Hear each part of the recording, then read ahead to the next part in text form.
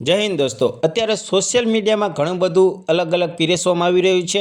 પણ દોસ્તો, મારી એક તમને સલાહ છે, બહેનો હોય કે ભાઈઓ, એક સલાહ તમે મારી જરૂર માનજો કે તમે જે ઘરે પ્રેક્ટિસ કરી છે ને તે જ કરજો. બીજાના કહેવાથી, ટૂંકમાં બીજાનું કંઈ સાંભળતા નહીં, બીજા શું કરે છે, બીજું કેવી રીતે દોડે છે, કંઈ જ નહીં.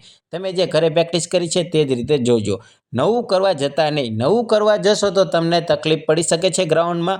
એટલે નવું કોઈનું ટૂંકમાં દોસ્તો, ચલો મારે 22 મિનિટ આવે છે, હવે તમે મારે હારે દોડવા જાઓ તો તમારે મેર આવે. તમારે 25 મિનિટ આવતી હોય તો હું જ છું, મારે 25 મિનિટ આવતી હોય, કોઈ ભાઈને 22 મિનિટ આવતી હોય તો હું એની સાથે દોડવા જાઉં તો મારે મેર આવે. એટલે ટૂંકમાં પોતપોતાની રનિંગ આપણે કરવાનું હોય છે. હા, આપણે આગળના વિદ્યાર્થીને જોઈને દોડવું પડે છે થોડું પુશ આપવા માટે.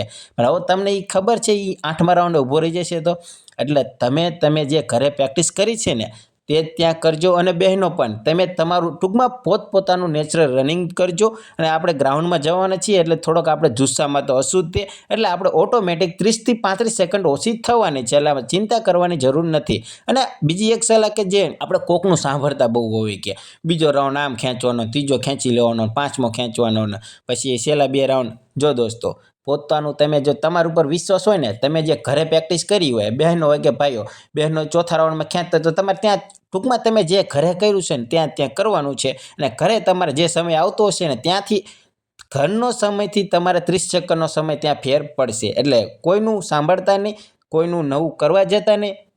બધાનું અલગ અલગ સ્ટેમિના હોય, અલગ અલગ. કોઈ બીજા રાઉન્ડથી ખેંચતા હોય, કોઈક 5મા રાઉન્ડથી ખેંચતા હોય, કોઈક સારો એવો રનર હોય, 20 મિનિટમાં પૂરું કરવાવાળો હોય ભાઈઓ, તો તમે આપણે એને યારે દોડી જ ન શકી.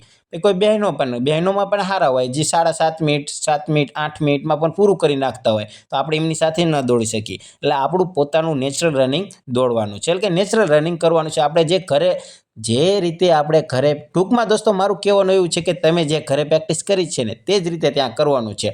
કોઈનું જોઈને દોડતા નહીં અને કોઈનું કંઈ સાંભળતા નહીં કે બીજા રાઉન્ડમાં ખેંચી લેજે, કંઈ કરતા નહીં. તમે જે ઘરે કર્યું છે ને તે જ કરજો. ચલો દોસ્તો, વધુ માહિતી નથી આપી, તમે ટૂંકમાં હવે સમજી ગયા છો. અને જો ન સમજણ પડે તો કમેન્ટમાં જણાવજો, બીજી વખત હું તમને સમજાવી દઈશ. જય હિન્દ, જય ભારત.